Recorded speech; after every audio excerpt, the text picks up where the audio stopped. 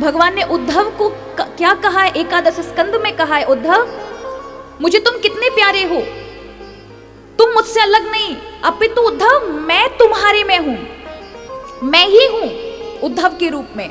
मुझे लक्ष्मी इतना प्रिय नहीं है, मुझे ब्रह्मा इतना प्रिय नहीं, मुझे रुद्र भगवान इतने प्रिय नहीं, यही यहां तक कि मेरी आत्मा मुझे इतनी प्रिय नहीं जितने प्रिय तुम हो उद्धव, तुम मेरा ही रूप हो। उद्धव बिल्कुल श्री कृष्ण की तरह लगते हैं, लगते नहीं महाराज कृष्ण रूप में ही है, क्योंकि अत्यंत प्रेम किया है और प्रेमी का असर कहीं ना कहीं चढ़ता है। तो उद्धव को पता चल गया कि प्रभु अपनी लीला का विराम कर रहे हैं, तो प्रभु से कहता है, प्रभु मुझे ऐसा आभास हो रहा है कि आप यदुवंशों का नाश करना खुद चाहते हैं, आपने तो ऋषियों का एक माध्यम ले लिया है,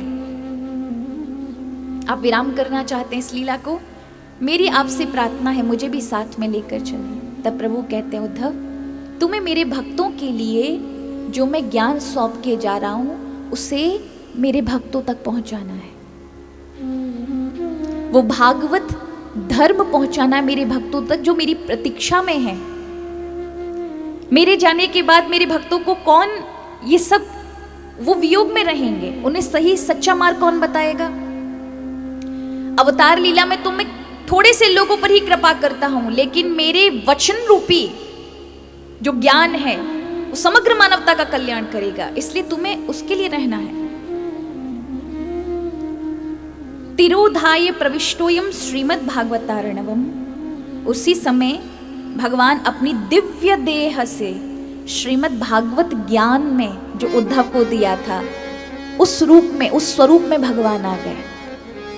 इसलिए भागवत को क्या कहा गया है? भगवान का साक्षात स्वरूप कहा गया है, वाक्य स्वरूप है, इसलिए इसे वांगमय स्वरूप कहा जाता है, यानी वाणी का स्वरूप है भगवान का। भगवान की अवतार लीला में भगवान कृष्ण को आप साक्षात देखेंगे ना तो भी कल्याण नहीं होता। ये ऐसी अगर आपने 7 दिन श्रवण कर लिया आपके जीवन में परिवर्तन ना हो, ऐसा हो नहीं सकता। ये भगवान का साक्षात शब्द ब्रह्म है। तो यहां पर भगवान के उस समय अवतार लीला में तो दुर्योधन ने भी दर्शन किया था ना। द्रोण, कृपाचार्य, कितने बड़े बड़े अधार्मिक लोग भी भगवान के समक्ष थे, लेकिन परिवर्तन हुआ क्योंकि स्वभाव में गड़बड़ था। और स्वभाव में गड़बड़ है तो कौन संभालता है?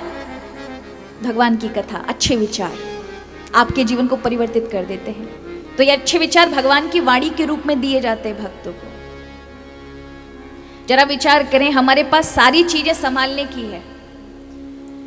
व्यक्ति जितना महाराज सारी चीजों को संभालता है उतना जीवन को नहीं संभालता। जितनी मोबाइल को हम संभालते हैं उतना मन को संभाल ले तो फिर बात ही कुछ और हो, पर हम नहीं करते।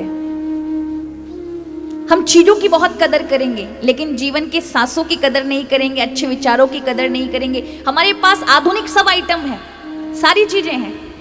फल खराब हो जाए उसके लिए फ्रिज है, दाल चावल खराब ना हो बने हैं तो उसके लिए भी फ्रिज है, अनाज खराब ना हो उसके लिए वेयर हाउस है, दूध खराब ना हो उनके लिए भी बहुत अच्छी चीज है। हमें भैया जी ने बताया कि यहाँ पर बहुत बड़ी एक दूध की डेयरी है, सागर डेयरी, दूध सागर।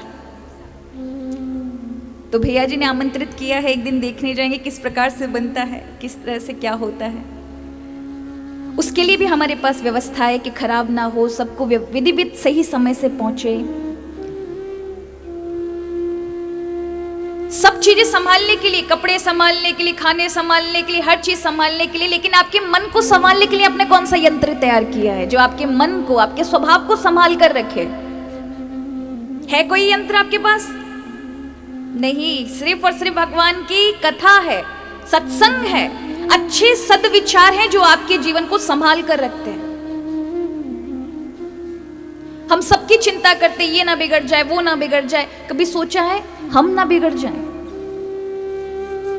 एक संत थे हरिद्वार के, शिवानंद महाराज। उनको एक व्यक्ति आया और कहने लगा, महाराज मुझे ना संन्यास दीक्षा लेनी है, बाबा जी बनना है, मैं संसार से मेरा मन वैराग्य को प्राप्त हो चुका है, तो उन्होंने क्या किया, उन्होंने उसको कहा कि अच्छा भैया आओ आओ, और उनको चुपके से लेके गए। उन्होंने कहा महाराज एक काम करता हूँ, मैं पहले नाई को बुला लेता हूँ जिससे मेरे आप मुंडन संस्कार करेंगे। तो उन्होंने कहा नहीं हम बुला लेंगे, तुम आओ, और उसको बाथरूम में बंद कर दिया और फिर फोन करके नाई को बुलाया। तो जब नाई को बुलाया, वॉशरूम का गेट खोला और उनको बाहर निकाला, तो वो व्यक्ति जो सन्यासी बनने वाला था वो कहता है महात्मा जी आपने मुझको ऐसे क्यों बंद कर दिया, मैं तो खुद ही लेने आया था सन्यास, आपको ऐसा क्यों डर लगा। उन्होंने कहा मन का कोई भरोसा नहीं भैया, कोई भरोसा नहीं है मन का, तू नाई तक जाता मन बदल जाए कि नहीं, बाद में लेंगे सन्यास, और तू चूक जाए इसलिए मैंने तुझे बंद कर दिया। लगता हमको मजाक जैसे, इसमें भी कृपा है संतों की।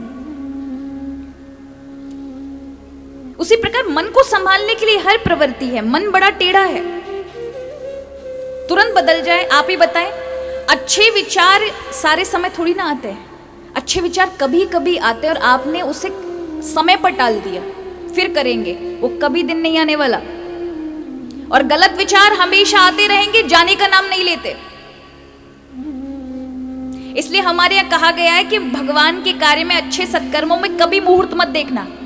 कई बार लोग होते हैं किसी अच्छे काम में, सत्कर्म में हमेशा मुहूर्त पर टालेंगे, उस मुहूर्त में करेंगे, 1 महीने बाद वो रोहिणी और वो पुख नक्षत्र आएगा उसमें करेंगे। महाराज वो पुख नक्षत्र में क्या गारंटी है कि आपसे वो सत्कर्म हो जाएगा। स्वास्थ्य खराब हो जाए, समय का सही ना हो, आपत्ति आ जाए, कुछ भी हो सकता है। लेकिन जब किसी से लड़ना हो, झगड़ना हो, गलत कार्य करना हो, किसी को कुछ अपमान करना हो, अब शब्द बोल लो, तब कभी हम मुहूर्त नहीं देखते कि भैया पंडित जी से जाके पत्र दिखवाते हैं कौन सा मुहूर्त अच्छा है जिस दिन हम व्यक्ति सामने वाले को कुछ बोलकर आएंगे। नहीं, लेकिन अच्छे कामों के लिए हमेशा मुहूर्त देखेंगे।